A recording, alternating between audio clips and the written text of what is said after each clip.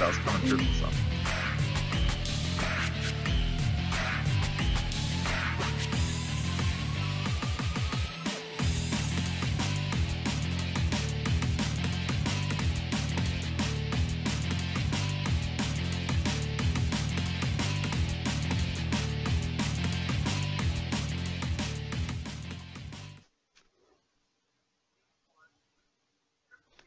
Welcome to Tinfoil and Table Flips, a podcast about Guild Wars 2, where we talk about theories and tantalizing topics of the week.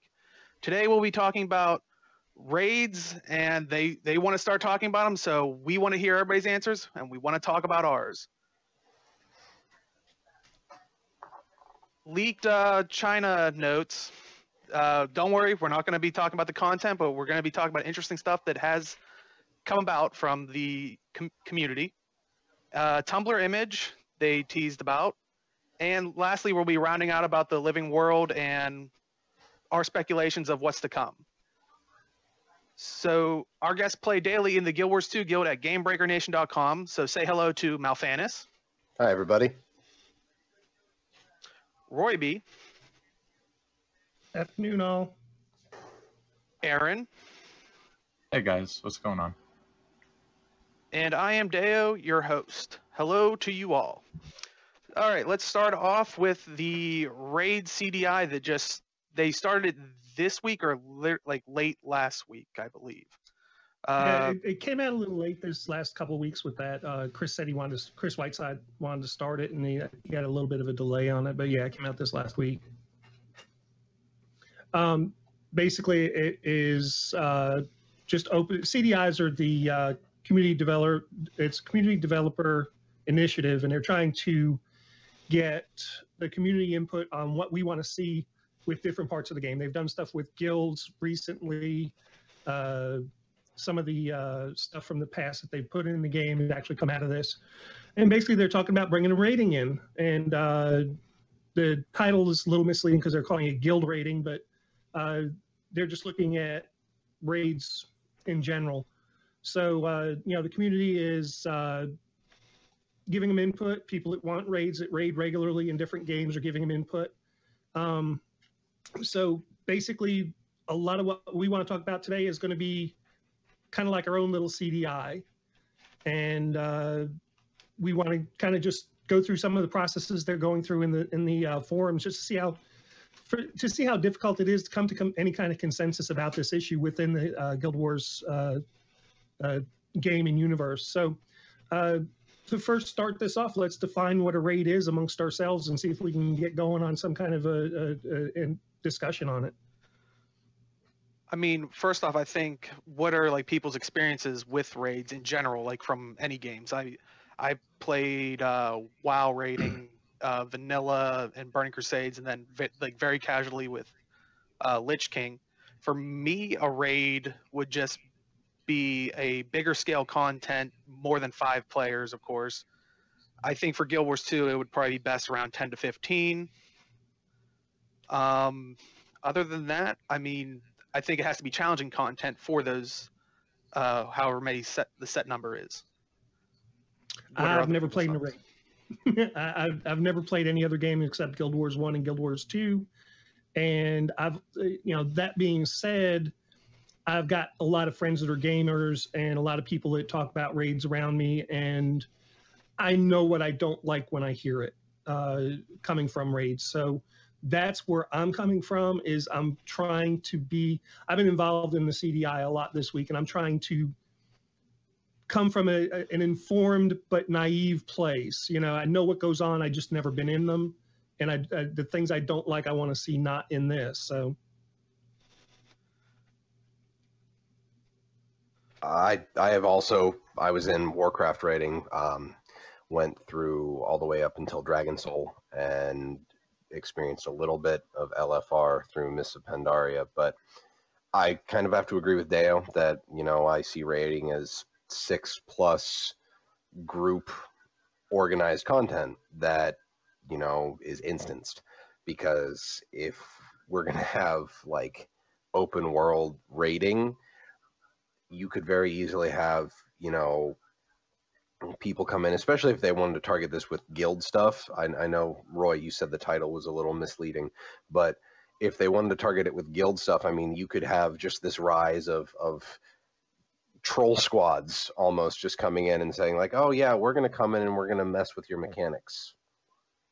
And that's definitely something that I wouldn't want to see. Yeah, I think the word raiding is something people get too tied up on. People always throw the word around like it means something, and it really doesn't mean anything other than content with a large group of people. That's really it. That's all it means. It doesn't refer to anything more specific than that. I think a lot of people get tangled up in the meaning of the word in the World of Warcraft sense, since that was its most popular iteration. But I don't think they should implement anything with more than 15 people. I think at that point it's just going to be a Zerg fest. What I want to see Which from is kind of interesting. Go ahead, Roy. I was just going to say, it's kind of interesting you said 15 is the magic number. Chris Whiteside had asked the community, after about 6 or 7 pages of discussion, to limit the discussion to a 15-man raid. The idea being that it'd be 15 at the max and or less, and how to come about a defining raid in that terms. A lot of people don't like that. A lot of people are still, we're into 15 pages, 16 pages now, are still fighting for bigger numbers. And there are issues with Guild Wars 2 in itself that makes bigger numbers a problem. But anyways, to get back to that, and I'll let you continue. 15 is actually the magic number that's been put out there just to maintain sanity in the discussion, I would say. Yeah, what I was going into is my main thing with them is I want them to be hard. I want them to be difficult, like very hard. Guild Wars 2 has difficult content in correlation to Guild Wars 2, but as far as games in general go, it doesn't have any hard content. All of it's very easy, and they need to make, if they're going to put raids in, they need to make them hard. They need to make them hard, and they need to make them rewarding.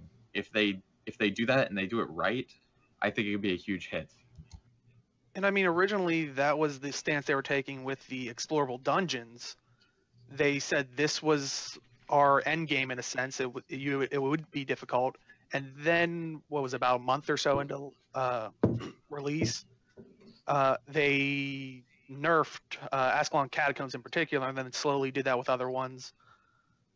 So I mean, I think from the get-go they need to say this is going to be hard. I feel that you shouldn't be able to pug it without a voiceover or some kind of communication. Not. I mean, no way. What do you guys? I'm all for what you're saying. This is something I think,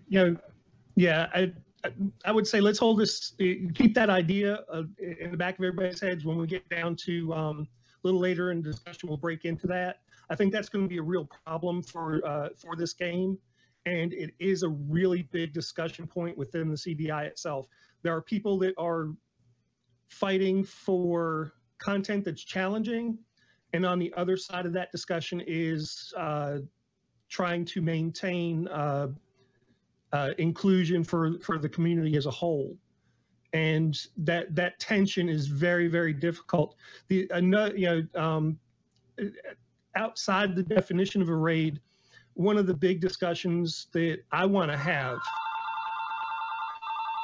is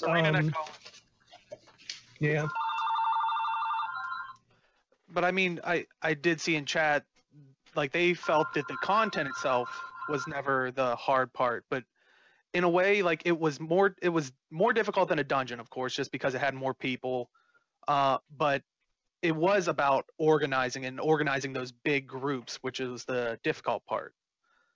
And I definitely think that's where the challenge is going to be. That's why it can't be on it'll be really hard to pug. Yeah, organization is really the key. So we know we want something, to kind of sum up then our definition of raid for us is extremely challenging content, not just challenging, but it's got to be extremely challenging. Help me here, just to get a summation. It has to be over 6, which I mean, you said, was it Chris Whiteside said they were looking around Right. It 15. said 15. It said roughly 15. So So we also that want, it's got to be challenging. It's got to be able to be coordinated. It has to be difficult to coordinate. So mechanics and coordination are going to be key. The other thing I always found to me interesting about raids was the discussion of rewards, which none of us had anything about. If we're going to be doing raids and we expect a single yellow drop, a handful of blues and greens, is that going to be enough for everybody? Or is there going to have to be some other kind of reward put out there? And how do you balance the expectations of people that raid and their reward expectations with the economy of Guild Wars 2? This kind of ties into what you're saying. Going back to the cap of 15 people, what I would like to see is, and this is how it worked in Guild Wars 1, is to make it so the content is scaled appropriately for the max amount of people, 15. But if you can complete that content with less people, incentivize that, make that a more rewarding experience, because basically that's rewarding better gameplay, and that's something they really need to start doing, is rewarding a higher level of gameplay. I'd love to see something like that. I know a lot of people wouldn't, but I personally would. Well, one of the things I've kind of that I'm interested in is, I hear so many people say they want harder content. They want harder content. Why do you want harder content? Because it's fun. Harder content is fun for a lot of people. A lot of people love hard content. I find hard content fun when I'm doing it with a group of people that I know really well. It's great. Okay, my big thing with that is harder content does not give enough of a reward in and of itself for people to play. It's not even implemented yet, though. What if they nail the reward on the head and it's great? Hold on a minute. Basically, the intrinsic reward of doing a raid is not strong enough to get people to play the game. Why not? Raiders want because Etherblades doesn't give anything that great, and you can't get anybody to play it. You can get skins that are worth hundreds of gold. Yeah, I was gonna say that's where I think the power is going to be. Is they need to put like a unique skin, like in Guild Wars 1. You could not in any way get the obsidian armor without being in Fissure Well or getting ran through it or whatnot. So they really need to put like a unique skin that's only in that. And they either need to make it non-tradable or through a random loot table, or else it'll destroy the economy if you can get it guaranteed every time. Well, that's the other issue. If you have something that let's say they do put it so that it's saleable, okay, that then also it's got to be diminishes. in a loot table. Well, yeah. Hang on, we'll get into RNG in a minute. But the thing is, if you do that and you make it saleable, that means the raid content becomes less valuable to do because anybody can have that particular item, whatever the reward is. Tokens are an option. See, you're losing it. So you're basically talking exclusivity, and if you can sell exclusivity, that's not what raiders want. That's one of the big discussions. But it needs, if you want to do that raid to make gold, that has to be an option too. So you need to be able to get a monetary value out of the raid. I mean, it's a huge reason people do raiding in games, is to make money. And now I want to hear from Jonathan and James, because I haven't done raids, and this is one of the discussions I want to hear, is why, Oh, go ahead. How you guys want, how people that raid want to be rewarded and what's considered rewarding. Because obviously just doing hard content isn't a reward in and of itself for people. No. I mean, if you take it from another game perspective, where stats are the power creep in other games, where Guild Wars 2 doesn't really have it, it's kind of hard. That's where the trick comes in, is how they gauge this. Just because I think they have to put it behind skins or anything like that. But I see some people in chat are talking about they wouldn't mind a token system, especially with the wallet. I mean, I was thinking I was thinking along the lines of, if we look at like since launch, they very much have tried different methods. Like they open world, it's pretty much a big pool of RNG. Then they slowly move to other things like, I mean, dungeons have just straight tokens. Then what was the Aether Blade path? You could get specific things out of that dungeon, so it kind of had like a specific loot table. So it seems like they're trying different things. I don't know what ones are proving the most positive. So I would kind of like to see maybe a RNG loot table in a dungeon or in these raids, but also like maybe you get like a little bit of tokens, so eventually you can get something, but it's going to take a lot longer. I mean, Well, what are yeah, your guys' thoughts?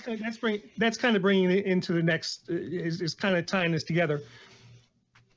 With RNGs and RNG, drops, you wind up with a problem in, let's say they make these drops 1 in 10,000 chance. I mean, that's not that outrageous for a super rare drop in a game.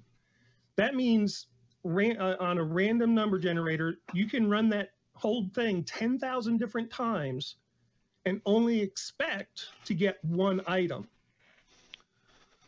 That means if you go through this 10,000 times, or you go through this 9,999 times, and you are not going to get an item, it would be within the reasons of doing that. You could do it once and get an item. The thing is, you're hurt. The tail end of that, it gets hurt. As far as a lot of people go through it more and more and more, and they don't get anything. You start having a lot of resentment against RNG being built. To avoid that, you can introduce tokens. And after doing the raid for 10,000 times, you're guaranteed to get your item. Yeah, have the token system and the random drop system. But I mean, I like the loot table system as long as it's included with the tokens.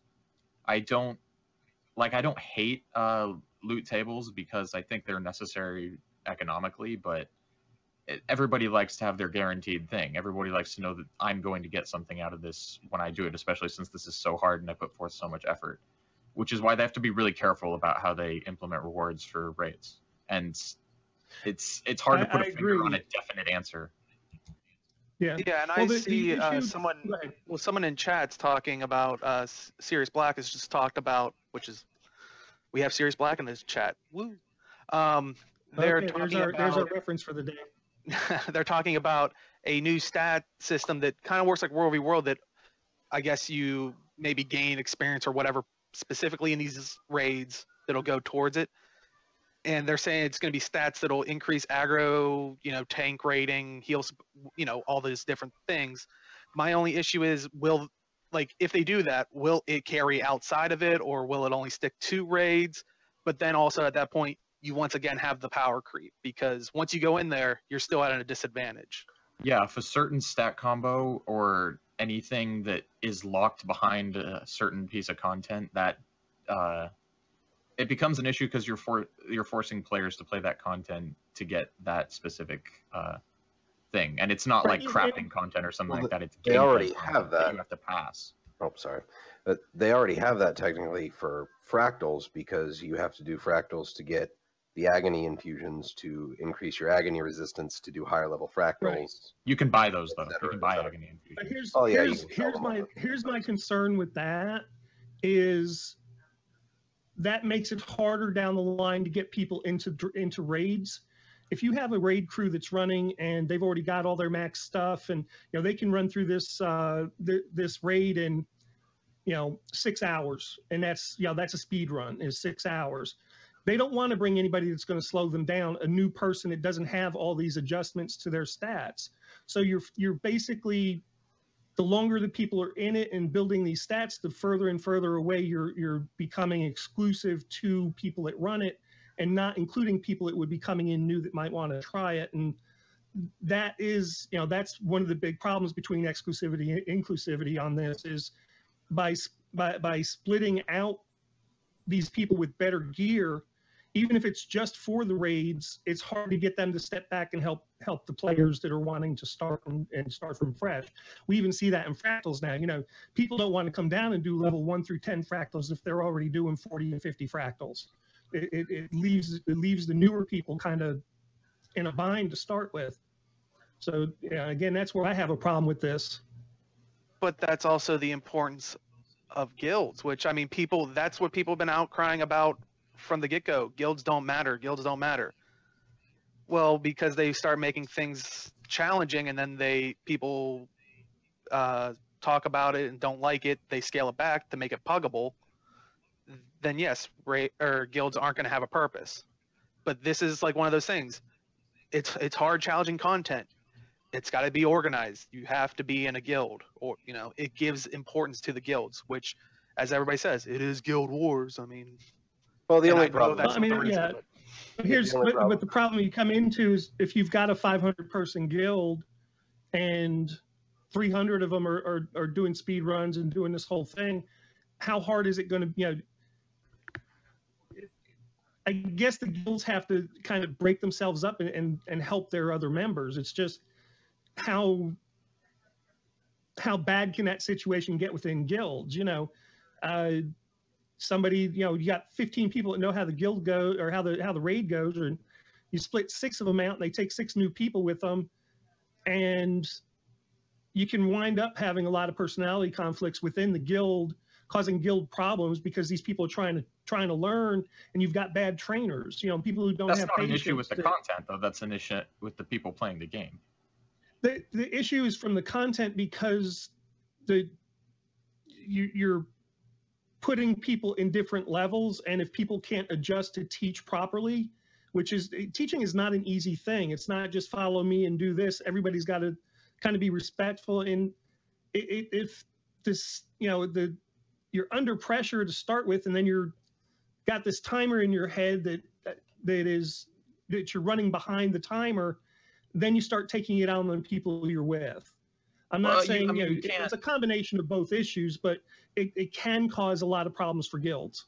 You can't say you can't implement this piece of content because of the way people will react to it, though. Like, I don't think that's a good reason for them not to go a certain route with a certain piece of content, because people might act a certain way to one another. Because it's more about the people than the game. In general, like, you have to be organized in some aspect, even if it's open world. Like, take ArenaNet, for example. That was open world. That's what people thought of when they said the possibility of open world raid content. People would use that as an example. Not to interrupt, but that's actually been discussed as a really good designed raid for Guild Wars 2. In an open world sense, yes, because you had to be even very for well closed world organized. sense. Even in a closed world sense, that one is constantly being brought back up and said, this was a good design. We can do something with this.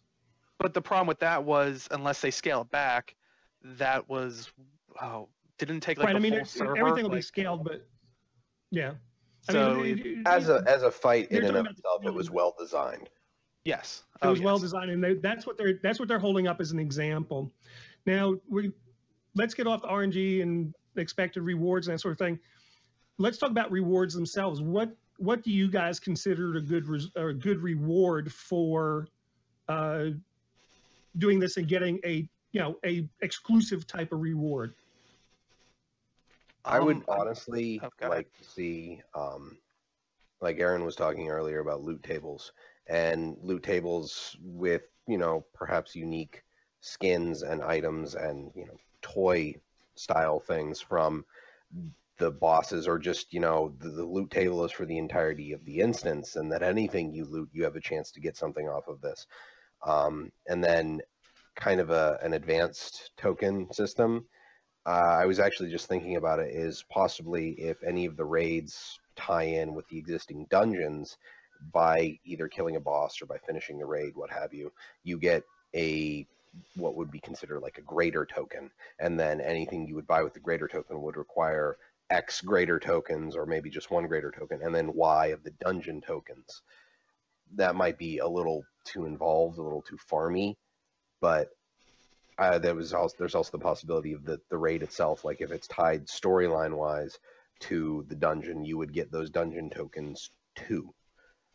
So, but basically the entire thing is there would be a loot table, and there would be some stuff that would be super rare on it, just to give that kind of excitement when you down something that you might get something.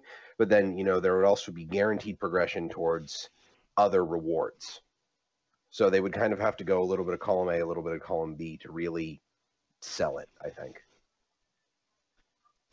And I was going with the idea, it kind of goes back to the RNG and how they do it. Like, what if you go into a raid? I think WoW did it, or it's almost like the South Park episode Simpsons did it. But wasn't there like something? It might have been in Guild Wars 1 where when you entered, you had like a buff, but as you died or wiped, it decreased the like ability to get special items. Or like, what if they did that for the reward system? Like maybe it gives the whole raid like a 100% magic find buff, but as you die, it knocks off, or as people die or something, which gives an incentive to make sure you pick up your fallen ally. And I kind of like maybe it this drops idea. it by This is something that I hadn't 10% seen or whatever. I hadn't seen this in a discussion at all. I don't think some kind of a buff that you lose in increments as you fail in the thing. I like that. That's a really good idea. So that gives you the incentive. But say if you're going in there the first time, your group's like new to it, it's like you go in not expecting to. You still have the chance, but it's a lot less for those experienced players. So and one of the comments that someone made to Aaron's remark about incentivizing running it with less than the maximum number of people, that would be a better way.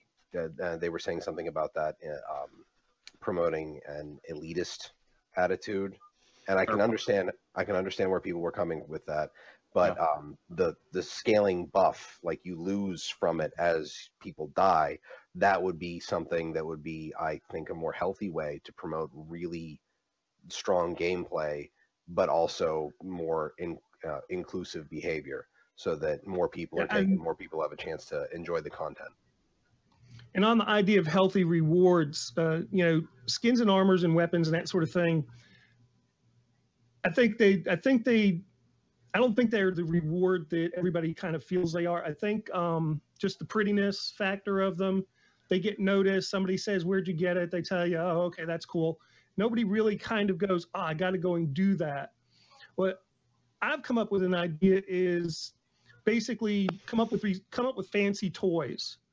The unholy bubble makers. When I just whatever, you set it out. Somebody walks up, taps it. They're in a bubble. They can walk around in the bubble. Okay. The thing is, it's an interactive toy that shows that these people have done what they've said they've done. They've gotten this from the dungeon. It gives the people that don't do dungeons or don't care to do dungeons or have a wild hair about dungeons, whatever, the opportunity to play with something else that's because these people have actually done the work. It fosters a sense of community rather than separation. And to come up with constant ideas for that is going to be hard. That's on the developers. But to come up with cool things like that are actually something, even if it's just like the one that came from the one that shows the cutscenes, the book from Marjorie. If they could set something out and show you the end cutscene for a dungeon, that's all people that don't want to do, or for a raid. The people who want to see the raid, don't want to do the raid, would like to see the lore that came out of it. So give them something that gives them a projection of the lore. It's helping the people that don't play and the people that do play. Everybody gets recognized. And everybody's thankful for that.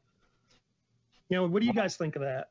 Well, a lot of people who do get heavy into the raiding scene and the hardcore content scene, they don't care about the lore. They don't care about what's going on in the game. They want to get in there, make the money as quick as they can, get their reward, and rinse and repeat. And so I don't know how people would feel about a reward system like that. I think people like that are very concerned with their eligibility to play the game well and their eligibility to be better than other people. And so I think they would much prefer a weapon or armor reward of exotic or ascended quality. Like maybe like a shoulder piece that just literally has Zaitan's head on your shoulder would be fantastic. Which head? But I do like someone in response to what you were saying, Roy. They hate the idea of the movie items just because they take up inventory, but you also don't want to get rid of it. They put that in next feature patch. Cinematic movie wardrobe. There you go, ArenaNet. We're helping you out. A toy tab at the very least.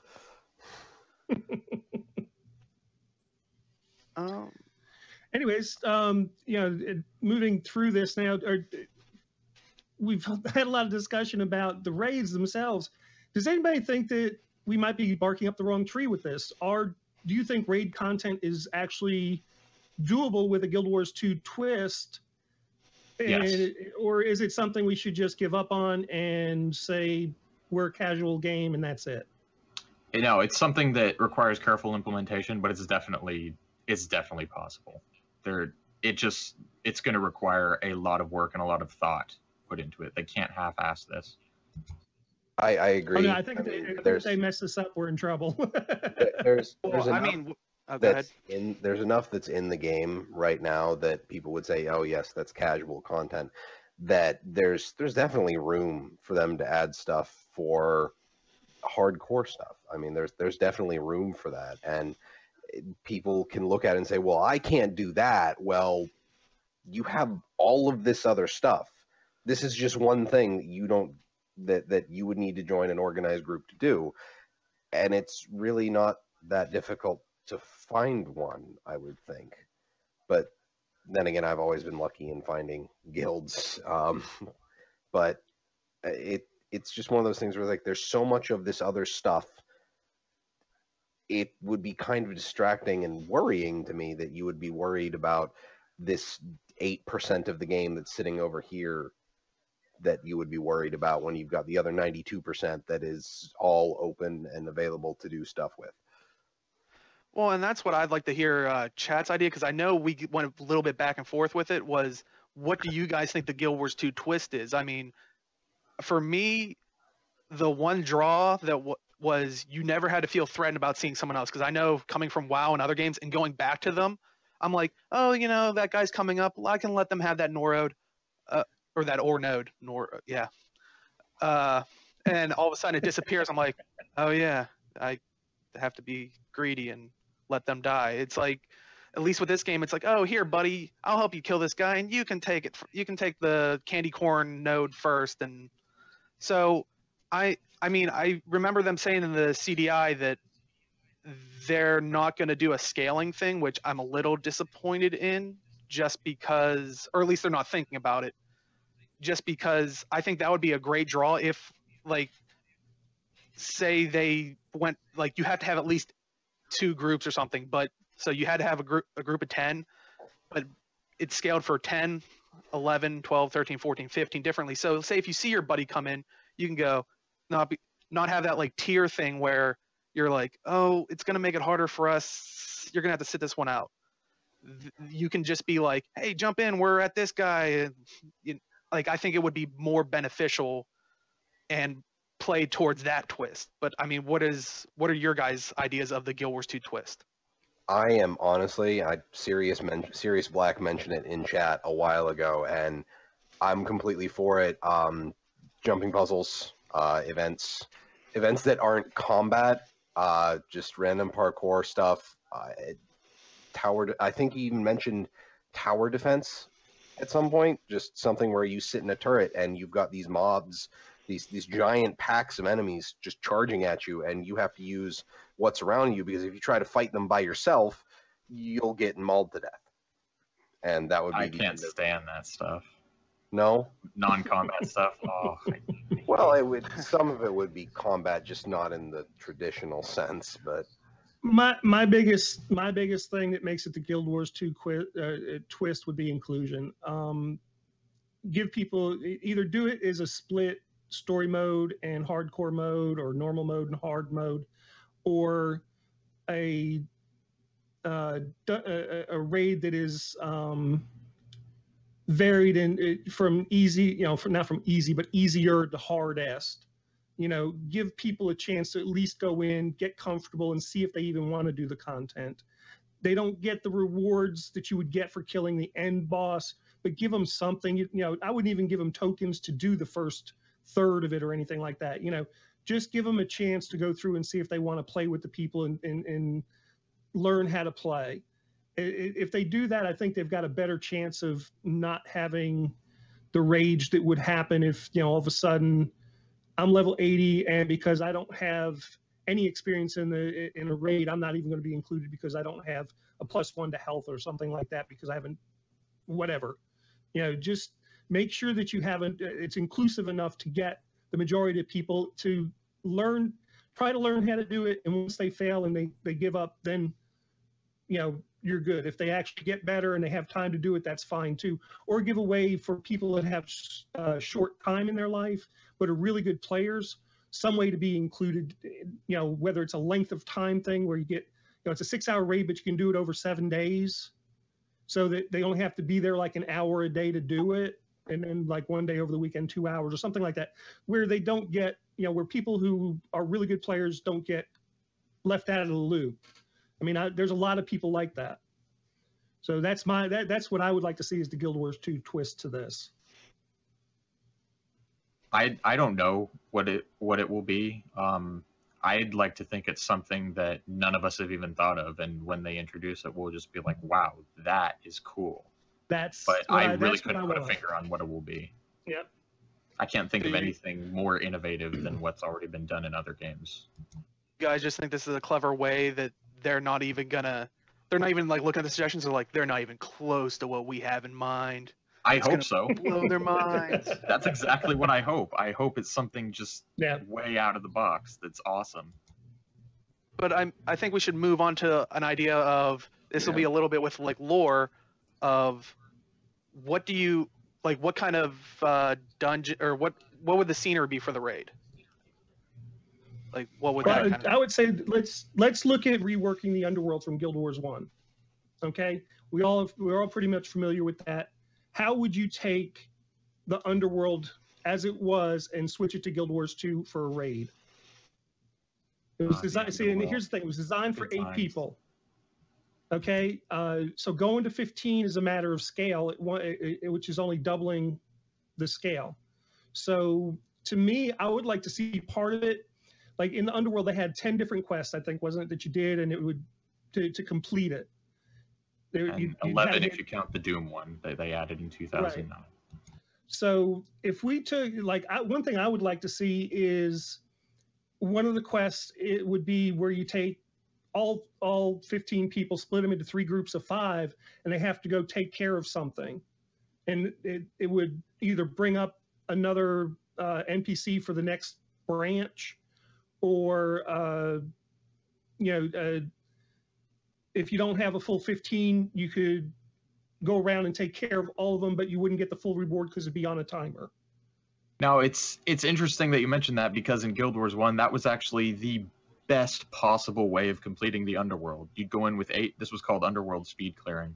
You'd go in with 8 people, and I think 6 of the areas were soloable, so one person would go to each area and do the quest there, and then one of the areas you needed 2 people for, and they would go do that. And I mean, you could argue that that's not a good way of promoting group content, but I would actually argue that that's teamwork at its finest. It was originally content that was designed for your party to go quest by quest, and players actually worked together to figure out how to do this giant thing that's supposed to cost 2 or 3 hours of time in a half an hour. You know, it was, to me, it was an amazing display of ingenuity by the players. And I really enjoyed it. I was really into it. But so what you're saying with splitting off into groups and having to go things by groups, I love that idea. And the underworld's perfect for it because it has these different realms that you have to go to accomplish separate goals. So I think if they implemented that into Guild Wars 2, it would be that format you suggested would be absolutely perfect to make it into a raid environment. And it's also something that would kind of reinforce the idea that we as the player characters, I mean, there are countless other humans, Char, Norn, Asura, and Sylvari, that, let's face it, aren't as good as we the players, because it's kind of taking from the tabletop I do remember reading this out of D&D books, is that you, as a player character, are inherently more adept than everybody else of your race around you. So the idea that, you know, you, and thinking about I didn't play much of Guild Wars 1, but the Underworld thing, you've got these people dividing up in the Underworld to go do, you know, these, whatever the quests were. That is, you know, from a narrative standpoint, a perfect example of we are better than most. So the whole idea of you splitting up, trusting each group to be able to take care of their job, that fits with, you know, the heroic narrative that, you know, playing a player character in any kind of RPG really fits with. So I like that idea. I really do. What other tropes are there within a raid? I mean, I know there's just the big, you know, everybody get together and beat it down. One of the things in Guild Wars 2 that's always interesting is we have different environmental effects. We also have the ability for different professions to synergize, you know, using their own, you know, using combo fields and that sort of thing. Another kind of idea that I was playing around with was if you have two elementalists in the group, this goes back to the, you know, the game we play while we play. Neither one can be in the same attunement at the same time, or it negates both their damage. You know, so if you got two people in fire, nothing happens, or they get a highly reduced damage rate. So you kind of have to watch the game and your fellow players to maximize your damage. Anybody else got ideas along those lines? I mean, I think it really depends on where they, like, when they're going to implement the raid, because I mean, what you're saying is they have to be a certain element. It just triggered, it's like, we do have the eternal alchemy and that whole thing. Like, what if, like, there's this big massive raid of you have to be in a certain magic to damage these certain things? Or, but I mean, going back to what people are saying, like, you know, we can throw in jumping puzzles. We can do a combination of the stuff, jumping puzzles, using bundles, using certain skills, or a bundle that uses that certain skill in case you don't have that profession. Or, but I think there's a lot of possibilities, especially with Guild Wars 2. They have all these already like maybe a portion of the map you have to, you know, almost do a guild rush type thing. You have to transform into something and rush through. Like, it depends on if they are thinking these raids are come after guild missions, in the sense, like, have that build up, like that training for people, and then it's kind of like where to test it mostly. It really depends on where they see it lie in this content spectrum. And it's kind of interesting to put it together with the guild missions, because the guild missions do follow kind of a pattern. You know, if they could do, you could do a hunt. You know, the first thing you have to do is find such and such and so in the map. You have X number of minutes to do that, and you have to put it down. That brings you to the next, you know, to the next thing, which, you know, let's say you change into a rabbit, you got to get from point A to point B, and, you know, everybody in the guild has to get there. Or, you know, I mean, you just kind of throwing stuff out there. If they follow that kind of the guild mission pattern, everything that you do would be a practice beforehand. That'd be kind of cool, because that means you would wind up with a bounty hunt. That means you would wind up with you know, with a race of some sort. You'd wind up with a jumping puzzle. I could get behind something like that. That'd be cool as all get out. Are there, like, any dream places that people would want the setting to be, like, that we haven't heard about? Like, for example, my dream would be Domain of Anguish, the way it was when it originally came out. I was gonna say, yeah, for example, like, maybe we go to the Alajan Theater at some point and we're, like, raiding like an old Mersat stronghold or some, you know, and have to dodge traps, or, you know, whatever they have in mind. I would love to see something like Domain of Anguish, yeah, with that environmental effect that, you know, everything you do has to be countered by the environmental effect. You know, walking causes you to burst into flames, standing in one spot makes you do something else. Give the option, and the reason I say that is what I think would be interesting is give the option of a way within the environment to shut those environmental factors off, but put them behind some content that would actually be difficult to do. This way, speedrunners would have a choice. We could deal with mitigating this damage all the way through this run, or we could take a couple extra minutes and shut it off. And give them an odd choice like that. Give them the ability to run the raid the way they want to run it. If they want to go, full out, full tilt, we can do this in 2 hours, and they have to fight burning for 2 hours. That's their choice. But if they want to make it a little easier on themselves, they're going to take 3 hours, but they can shut the fire off. That's a choice they have to make.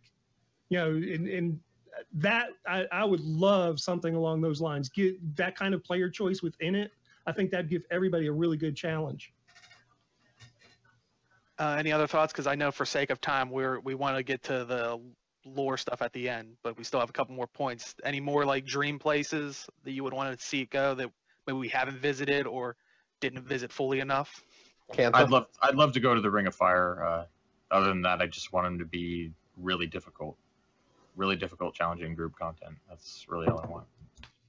And I think I heard a Cantha in there. I'm not sure, but I heard Cantha. But I think for that, I really want to keep a close eye on that forum post and definitely want to see what they have in mind. Yeah. But, and please, if anybody else is interested, I just want everybody that's listening and watching, take some time, go into that CDI at the Guild Wars 2 forums, and let your voice be heard, because they're listening. There's no guarantee anything that anybody says means anything. They're going to go the way they want to, but as long as you've said something, you've got a dog in the hunt on this. Anybody that thinks they might want to play really should get their voice heard. And I think from that, we're going to move away from stuff that's way down the road to something that's been leaked about what's pretty soon to come. And that is the China publisher apparently leaked plot lines, but don't worry, we're not going to talk about what they leaked. It's just interesting, the response that we got, that ArenaNet provided. And Malthanis, if you want to talk more about that. In the almost the very first post of the Reddit thread from Gail Gray, we want to warn our fans that these are massive spoilers. We apologize that the information is out there. It was released without our approval by our publisher in China. Not surprisingly, the information made it to the West almost instantaneously. And it is indeed gigantic spoilers for everything from Season 2. And I personally tried to avoid looking at the entirety of the OP. A lot of what the OP of it said was pretty much confirming what I thought was going to happen, which I'm not going to talk about. Skirting around this is actually more difficult than I thought it would be. But difficult. It really is. Yeah, and it this is is why I table flipped. I literally table flipped on this one. is that why it looks like the camera moved a little bit? Yeah. But I think it was horrible. I think this might be a possible bit of growing pains with the expansion into China, that maybe communication isn't as strong with the or that methods aren't quite as set in stone yet. I don't want to, this is just thinking on my part, but I don't know why they would have leaked that information, especially since, that's how they make their money, is through, the content that they're releasing, and spoiling it before it even comes out is kind of a really painful for business. So this is one of those deals I always have a problem that I keep telling people, wherever I go, when I'm, wherever I'm talking about Guild Wars 2, and the first thing out of their mouths is, or they write is ArenaNet's doing this and it's ticking me off. You have to understand, this isn't ArenaNet's fault. I'm not trying to stick up for them. It's just that they're the bottom of the line as far as responsibility goes. You've got a publisher in China. You've got NCSoft as their boss. You've got a 15% ownership by Nexon that owns and is giving their input to NCSoft. A lot of this stuff is out of their control, and this isn't something that I don't know. I refuse to. I looked at the OP, saw the first line, table flipped. I literally got just so annoyed. I just shut it off and have tried seriously not to even think about it. And again, it keeps coming back to, what is NCSoft doing to protect these assets?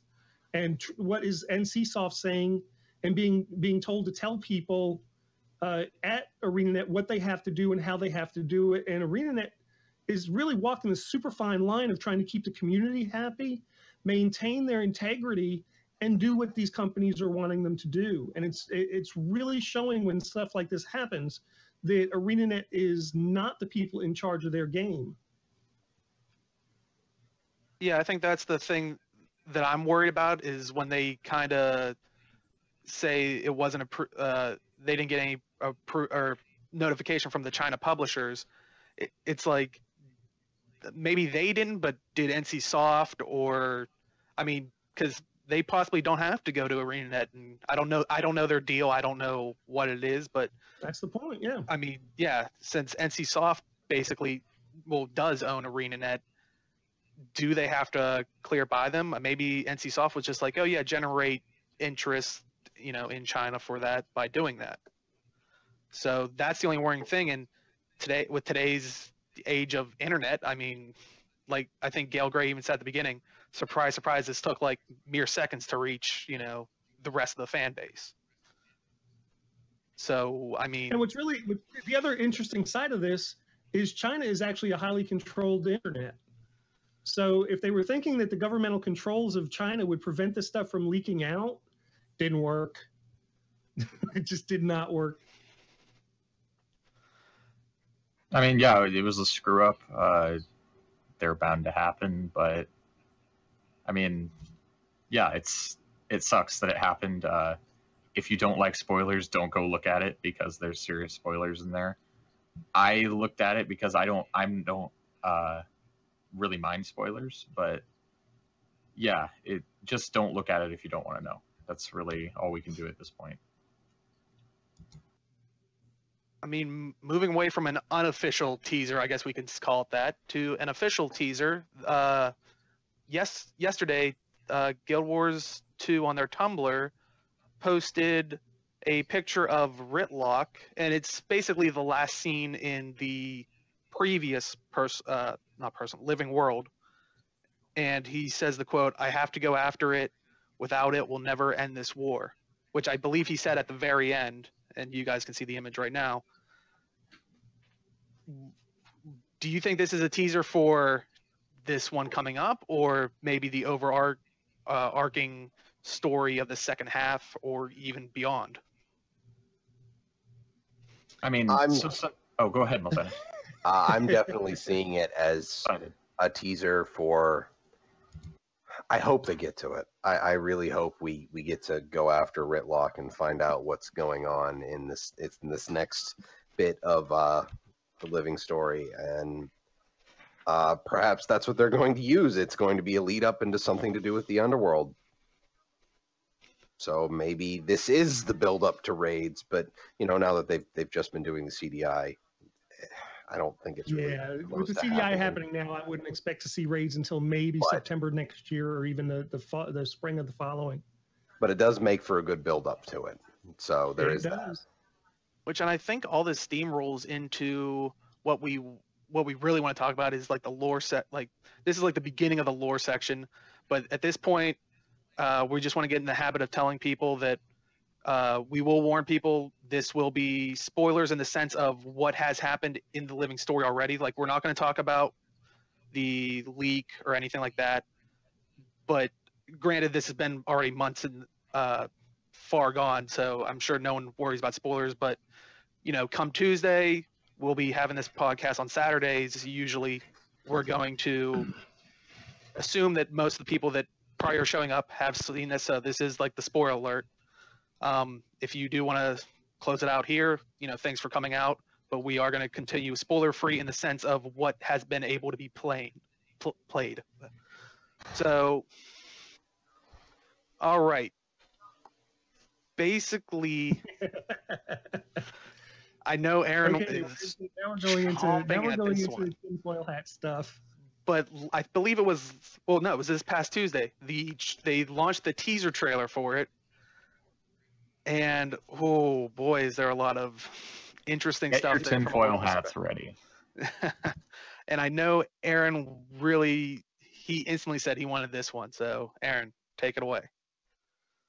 Okay, so they released the trailer for Echoes of the Past. First of all, it's called Echoes of the Past, so clearly, old lore bits from Guild Wars 1 are going to tie in to this next chapter of the living story, which is super exciting.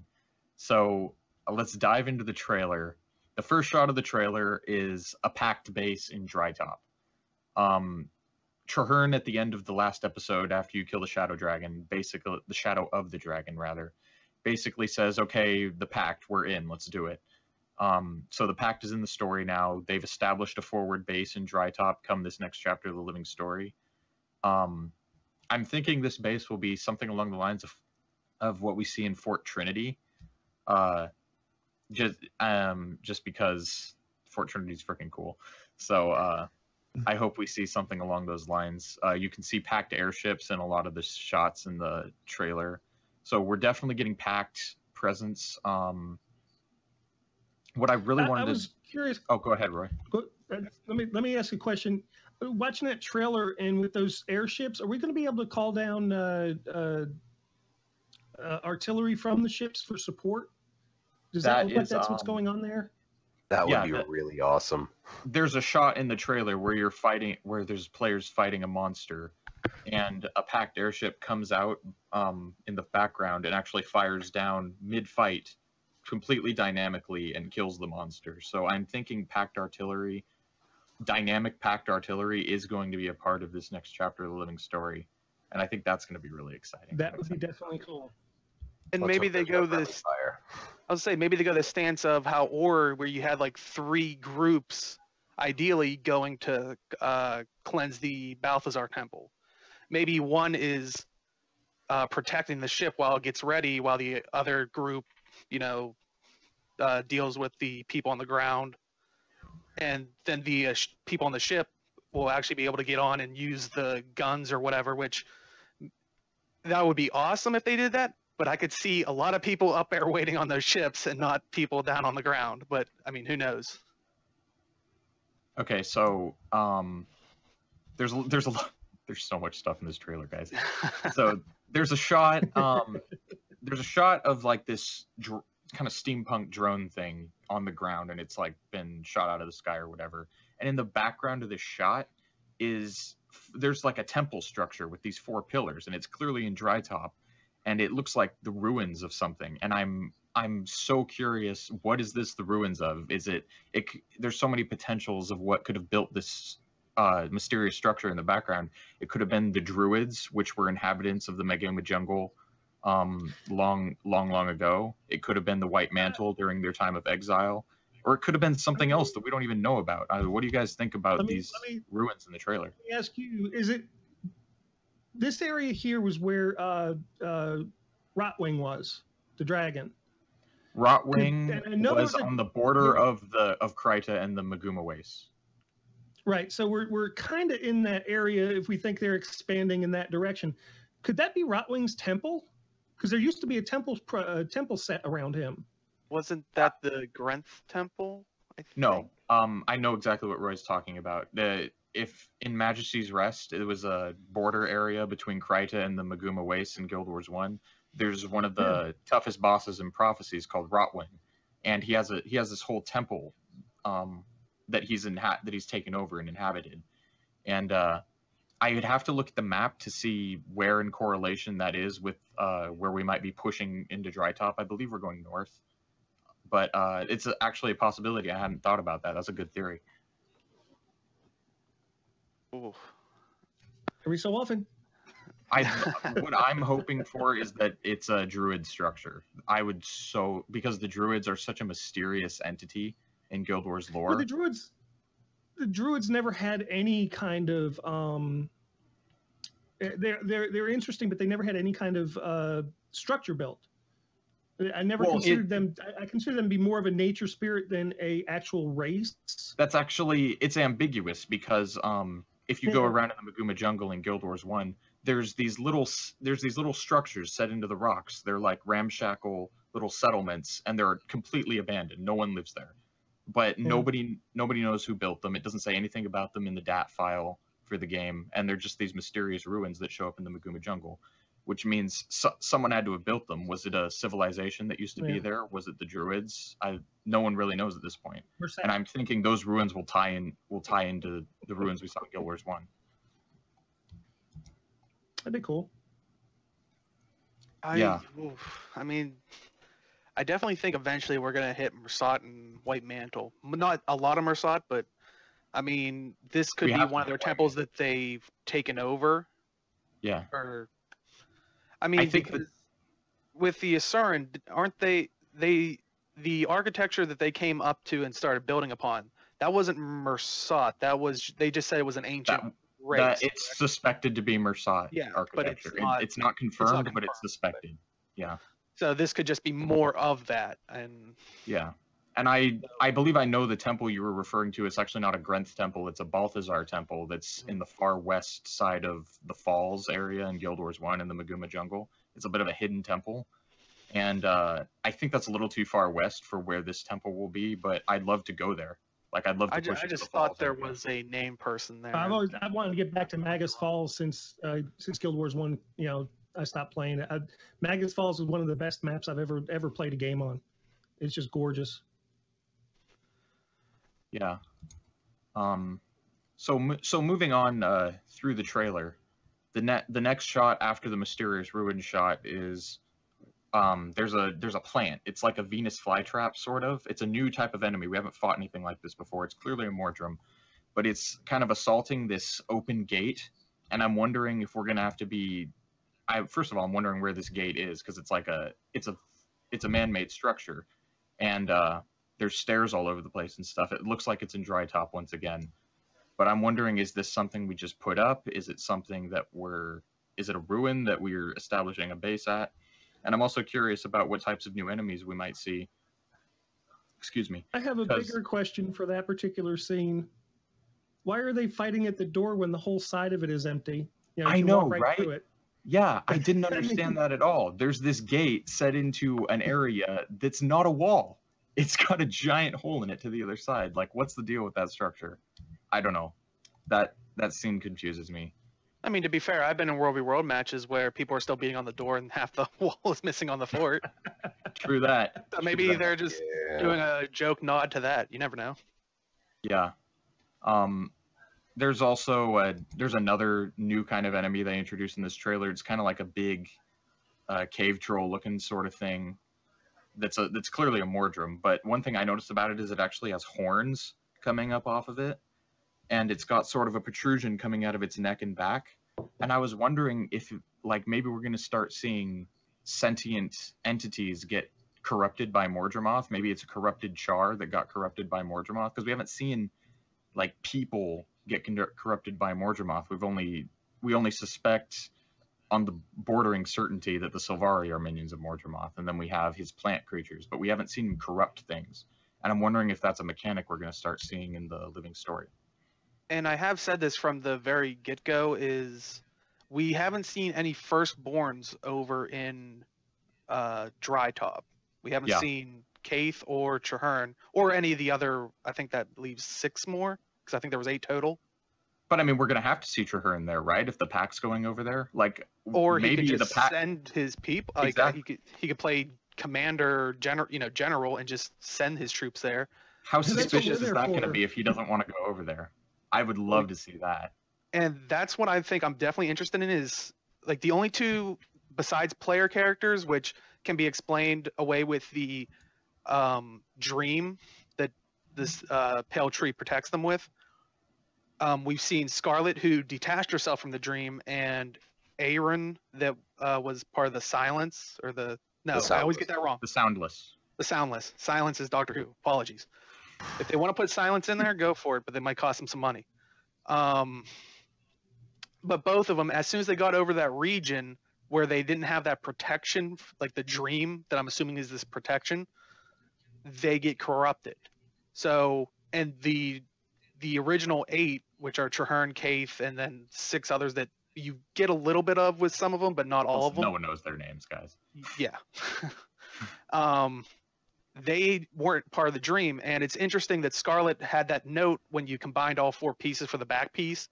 It said written on it, like, what was it? I know this, or no. it's something about knowing Kaith's like dirty Yeah. secret. And like, she always Kaith has taunts something her in she the- knows. That And she's she always not taunts her telling in the us. Aetherblade path. So Yeah. I definitely think that might be something to do with it, and that we find out that the Sylvari are possible minions of some form. I'd love to see like the Sylvari making like bogus excuses to not go to Drytop. I'd love to see that because that would just hint even harder at that. Well, it would only be for the firstborn, and that's that is interesting. We'll see how that turns out. And don't forget that there were thousands of seeds that they chose one from when they started growing the one tree. So there's got to be more trees out there somewhere. We know that. We've already met some people from other trees. So Well, one person, Alec. One person, but anyways, the option is out there. So yeah, it's definitely, I'm looking forward to that kind of a reveal myself. I want to see thousands. I just want to see this thousands and thousands of trees in this forest with nothing but people who want to kill us. It'll be great. Just super big fights. Yeah. So moving forward in the trailer, that's kind of the first half of the trailer. It's showing all this sort of stuff in Maguma. And then we move over to the Derman Priory section of the storyline, which Casimir and Marjorie were sent over to the Derman Priory to sort of investigate. And this is where we introduce the Abaddon screenshot, this part of the story. The Abaddon screenshot that was teased in POI 2 weeks ago. We get a little more of a reveal about that, and I know Roy has some insane theories regarding this place. Get your tinfoil hats on, folks. Here it comes. Yeah. Aliens everywhere. If you look at the top part of this, just to the left, I've been kind of playing a lot of space sims and stuff now, as well as Guild Wars 2. And that left-hand side over top of Abaddon's shoulder just reminded me of either an entry orbit or a takeoff orbit of a spaceship. It's taking off from ground and looping around the world, getting speed and taking off, or it's coming in and braking and landing. So that was the first thing that kind of kicked me off. Then we started really kind of getting in on it and looking at it, and we kind of came to we were kind of talking about some kind of a celestial lineup that makes something happen. The fact that it's over Abaddon, to me, would mean that a secret's going to be revealed of some sort. Deo's also got some things about the central figure of the sun. Go ahead, Deo. Oh, well, I think a lot of people, if you've been following chat about it, you can see a thin triangle around there, and the eye in the middle, which if anybody played Guild Wars 1 knows, at least Prophecies, knows that is really close to the Eye of Janthier, which, I mean, I've always wondered why was it a pyramid triangle shape other than, like regular real life theories and stuff like that. But what if, like with that star pattern, what if this is like Abaddon's secret of maybe bestowing this mass vision on people? Maybe stars have to align to hit those 3 points. We don't know, but it is interesting that the Eye of Janthier was to find the chosen people who had magical aptitude. Sorry. I mean, it's just so strange that it has that triangle in there, and it's very fine, so it's kind of easy to miss. And it has that sun around it. I don't know, maybe it has to somehow align around, and I'm assuming Tyria has a solar system in the sense of there's a sun in the middle, and we're orbiting around it with however many other planets or whatnot. Or Illuminati confirmed. That too. And I mean, Mersat knew about, we're like really gathering these people, and then I remember Aaron was. Oh, go ahead.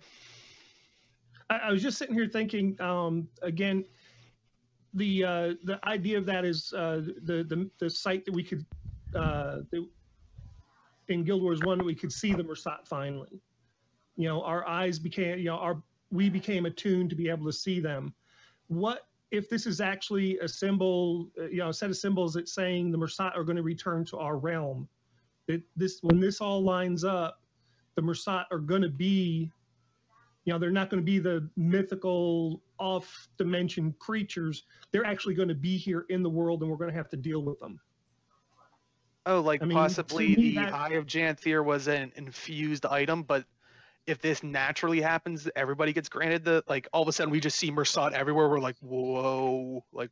Yeah, all of a sudden, wherever their city is, all of a sudden, boom, it's now in our realm again. Just completely. Basically, that their magic will dissipate and their dwellings will be revealed, because that's how they hide their cities from the eyes of normal people. Rather than having to go through some process, they've actually decided at this point in time in history, we have to return and they ran away basically. So this could be their shot at redemption. They look at it as far as the story would be concerned. They're like, we had to do this because we had to. Not just as a kind of another out there tinfoil moment. Well, then keep in mind we're pushing. Oh, go ahead, Malthanis.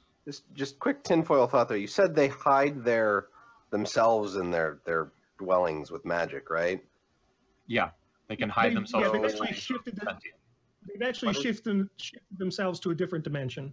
What if they pulled their magic and, you're hiding a lot for a long time? That would require a great amount of magical energy. What if it's from the ley lines? And it's been disrupted. Keep in mind the Bloodstone was actually an item created by the old races of Tyria to contain all the magic so that the Elder Dragons wouldn't be able to absorb any more magic and become more powerful. That was kind of the old race's way of fighting the Elder Dragons the first time around. And so now the Bloodstone has been split and it's scattered all over the place. Undoubtedly, the Mersat had a hand. I think it was mainly the Seers that crafted the Bloodstones. But the Mersat undoubtedly know a lot about it. What if the Bloodstone links to their magic somehow? What if we have to recombine the Bloodstone for some reason? I don't know. We're pushing farther into the Maguma jungle where the White Mantle are known to be hiding. The White Mantle probably still have some sort of connection with at least Lazarus the Dire, who's the only confirmed Mersat to be still alive. He was one of the head honchos of the Mersat, as it were. And I want to see this all tied together. I want to get the Mersat. I want to get the Isle of Janthier. I want to get the Mersat cities. I want to get all of it. And to go with what someone's saying in chat, they were asking about the Mersat, and they were actually one of the original 5 races. And they basically didn't trust Glint to protect them from the dragon, so they hid themselves, basically, and that's why they're hidden. And the other... And not that this puts too fine a point on it, but also kind of matches up with the idea of Logan running away. They both, if you think, well, it's kind of an odd connection, but they ran away from the fight too. They had their reasons, but there were 5, think about it. There were 5 races that were fighting. One of them ran away and hid. Logan was one of the group of 5 that ran away. What's that? They betrayed the in a sense, the races have always claimed it was betrayal. Again, getting back to that 5-person story. And the people that were left behind by Logan, some of them felt it was a betrayal. So we're really talking about kind of a large, just macrocosm, microcosm kind of relationship. Again, just kind of an offside discussion. But that's really what it does come down to. Well, I mean, and that could be an interesting parallel of maybe that's why they're Mersat. I mean, against the humans in Guild Wars 1, where maybe the original 5 races, maybe they were like the humans of that one, and that maybe that's why they hate the humans in Guild Wars 1, and maybe even still today, and basically use them as test subjects. I mean, if you remember in Eye of the North, there was a quest line about the supposedly last Mersat, and put Lazarus the Dire, yeah, and put their his essence into other humans, and you had to collect the humans, and so in the end he runs away and says I swear vengeance on you and your for generations, family. For generations, which is very convenient in Eye of the North, where they were setting up for an expansion, And well, and they've stated that that's an same important quest, generation. and that line is important. Yeah, I mean, they could have just said for roughly 250 years, I'll hold this grudge. Interesting point brought up in chat about from Deified123 bringing up that Mordremoth is acting more intelligent than any of the other Elder Dragons that are currently awake and active in the Crichton Theater. He might not be more intelligent. He might just be acting more intelligent. It might just be. I mean, I think all the Elder Dragons are relatively equal. Mordremoth, I think he's got the X factor of being woken up by the surge from the ley lines. So I think he's. Well, So what you're I've saying always is all taken the other it- I dragons was- weren't morning people. Yeah, pretty much. I think the rest No, of them are acting on their own time. Mordremoth isn't. He was jerked out of his sleep. I take a little bit different view on that, in that it could possibly be that he is more intelligent and he's actually more powerful because he's been fed more magical energy than the other ones at this place in time. You know, we don't know how much extra magic he got that's above his normal recharge rate, let's say, as a battery. And if we pumped in, you know, if Scarlet pumped in a whole bunch more magic to him, he's actually going to be more powerful than the other dragons were when he woke up. He could possibly be even stronger than them right now because he's had this influx of energy that is more than what they've been able to eat over their time. You know, if everything being the same, he's waking up to my way saying he's waking up more powerful than the other two anyways, or the other three. And you know, that to me is actually kind of interesting. Now, again, it could just be that he appears to be moving smarter because he actually pumps into the ley lines and is following the ley lines for food. It just happens that's where we're more populated for the most part. The thing that makes it interesting is it a matter of intelligence that he's also attacking the different forts and stuff, or is it just the fact that we built the fort near the waypoints? You know, is his ultimate goal to split people off from forts, or is it actually just to, you know, lock down the ley line or lock down the waypoints because he's, you know, that's what he's feeding on? And I think the biggest thing is at least these minions are more talkative in the sense. Like, I mean, if you look at Zaitan's actions, he still had his generals that kind of gave the commands and were talkative and gave the orders, and like the mouth of Zaitan, the eyes of Zaitan. They also tested the defenses, like in the personal story, where they sent in scouts and then they attacked. So I think they're still being roughly this like same intelligence level. It's just I think maybe they took the route of show both sides of the story, like they're a little more talkative now. Well, the other thing is too, the others have had a chance to build their power base. You know, all of them have lieutenants. All of them have, you know, their own type of corrupted beings.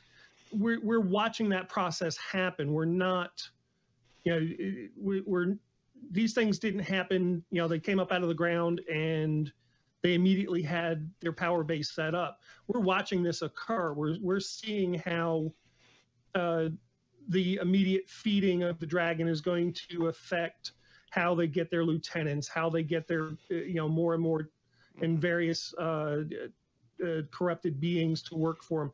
That's what's truly interesting. The dragon isn't even out of the ground yet, folks. That's what I'm waiting for, the moment of destruction, because this is going to be just amazing to watch.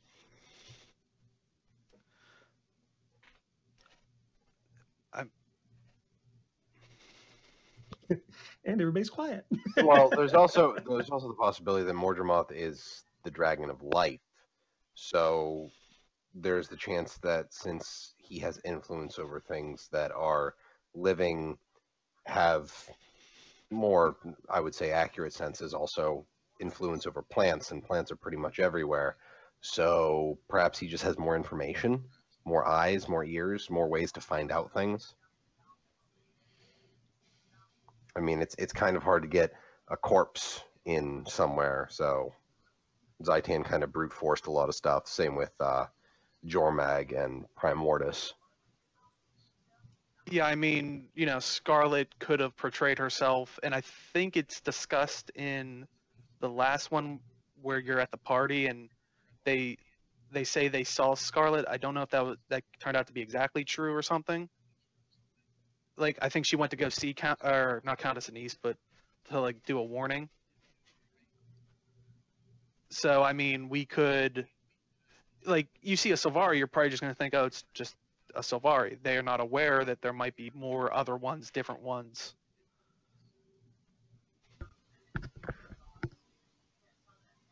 One question I wanted to pose to you guys is, where do you guys think this Abaddon statue is, like, located? Because the architecture would suggest that it is in the Derman Priory. The ceiling architecture is similar to the library shot of the Derman Priory that's subsequent in the trailer. But the writing on the ceiling, if I did some looking around on Reddit, it turns out it's actually ancient Ascalonian. Why would the Derman Priory have ancient Ascalonian engraved on their ceiling? Like, that doesn't make much sense. So where do you guys think this Abaddon statue is actually located? Well, I'm hoping it'd be, I know where I hope it is. Where do I think it is? I would probably say it's going to be someplace on the eastern side of the map.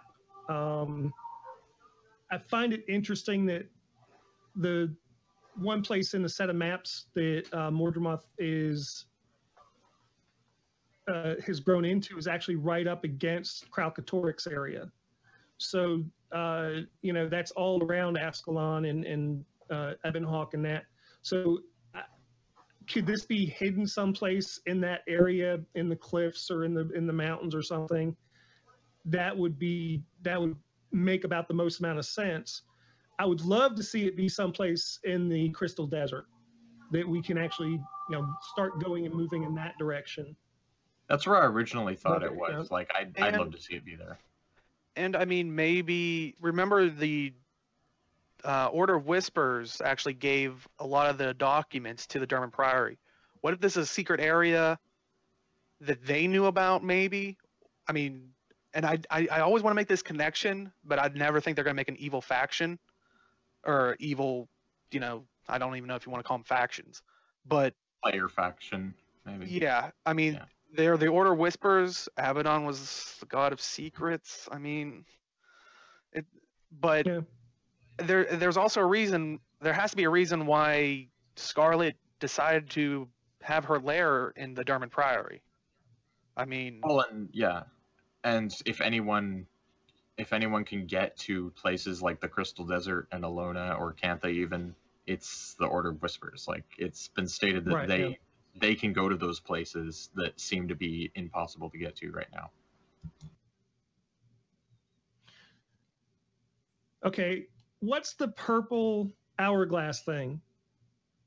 Any idea on that? So the hourglass in the trailer is the last shot in the trailer. It's in the Derman Priory. We've got Marjorie and Casimir along with Ogden Stonehealer. Yes, he's back. Popular character from Guild Wars 1. And they're looking at this hourglass that's sitting on a box, and it starts to kind of, there's a purple light that swirls around it, and it explodes, and then the screen kind of shimmers, fade to black, end of the trailer. A popular theory going around the web about this is that the hourglass contains the single, I think Wooden Potatoes, popular Guild Wars YouTuber, mentioned this in his analysis video, is that the grain of sand that houses Glint's lair is in that hourglass. And that's where it's going to sort of take us into either a vision, or it's going to transport us directly into her lair for some reason, which segues us nicely into the kind of prismatic blue, green, purple, shimmery area we see in the trailer.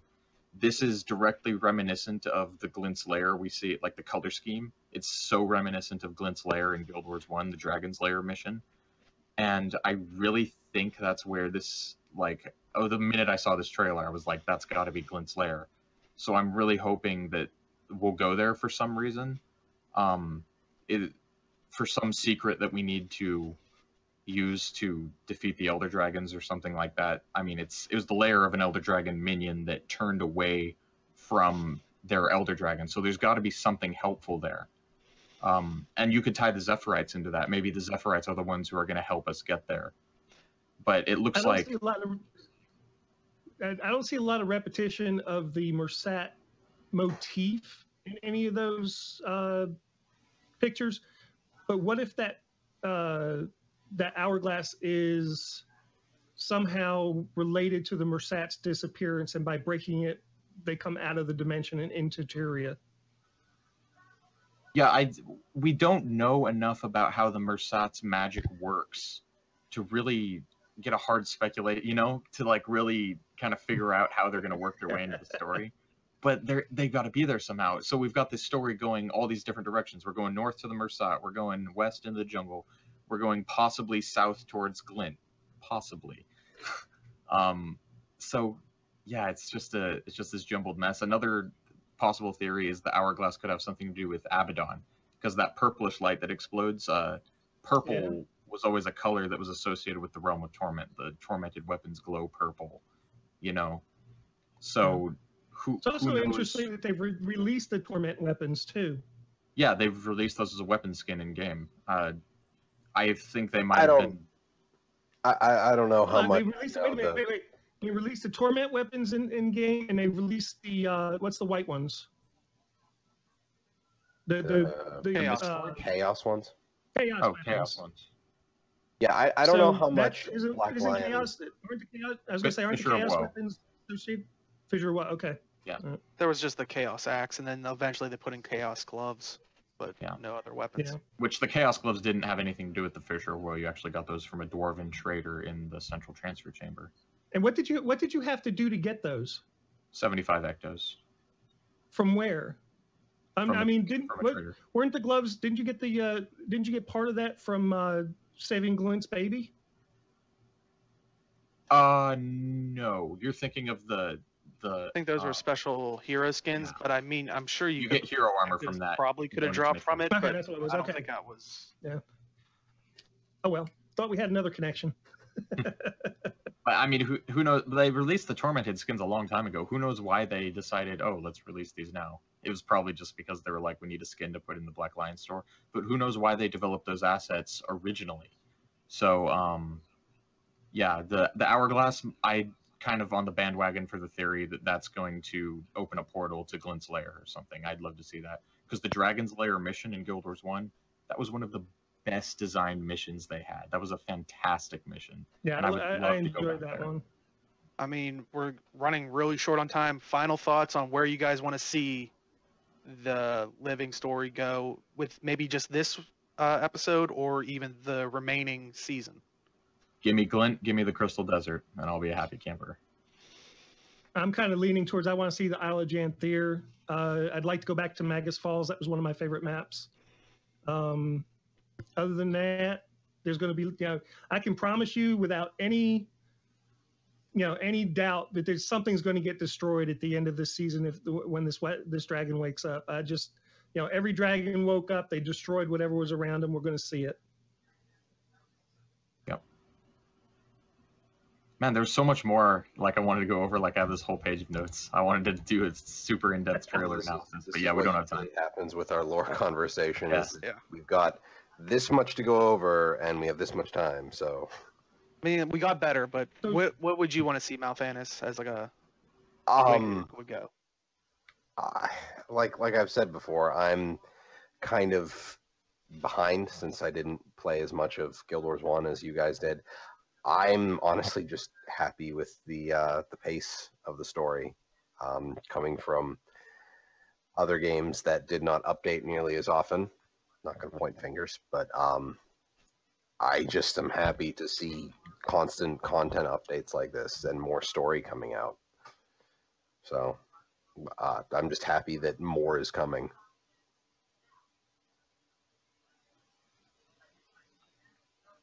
And I'd like to see Cantha. No? I'm kidding. But Colin Johansson just rage quit our podcast. The smile's still there, though. But I would definitely like to see Mersat come back. I laugh every time they say they're gonna like phase back in because I just think they're like the Daleks of like Guild Wars. They just never leave. They're in another dimension. They come back for some more. But I think we're gonna have to cut it here. But I would like to thank everybody in the stream for coming out for our first episode. Thanks a lot, everyone. If you have questions, we try to do questions. Send it, tweet it to us at #GBNLive. Well, speaking of that, Deo, we do have one question, and that comes from yes, we do, from an Adrian Really quick, Lloyd, before we end. Age Night Road. What's the story behind the name tinfoil and table flips? Go Theories and rage. I mean, that isn't that what every gaming internet forum and all that stuff is? It's either you have theories or internet rage. We give you In both. this episode, we had both. A little bit of Yeah. back and forth, yeah. That's basically all it really comes down to. Is we look at everything, and it comes down to tinfoil hats and table flips. Yep. Yeah, But, and that's Thanks everybody for coming out. Aaron, where can they find you on the internet? You can find me at aformermonk.wordpress.com. You can read my terrible Guild Wars 2 fan fictions there. Is a story. Or you can find me at Guild Wars Monk on Twitter. So go for that if you like awful storytelling. is it a living story? Not quite. It's quite dead. Roy B, where can they find you? You can find me at Schadenfreude Productions on YouTube and Roby62 and the Twitters. Malfanis, where can they find you? Well, they can find me on the Twitters at MelfanisMMO. Where can they find you, Dale? I wonder. You can find me on Twitter, YouTube, simply Deo, simply_Deo. So, but interestingly, you can find all of us on Guild Wars 2 at GameBreakerNation.com. And if I assume you're here because you like Guild Wars 2, but maybe you're a little on edge with it or you're moving away from it. We also have Final Fantasy XIV, Elder Scrolls Online, World of Warcraft, League of Legends, a Minecraft community, and we just keep growing with people like you. So come on out, sign up, join us in our Mumble. I mean, if you hop into Guild Wars 2, we're probably still going to be going about this for till next week. Years. So yeah, I mean, come on out, join up, and we'll see you in the game. Good night, everybody. Take care, everybody.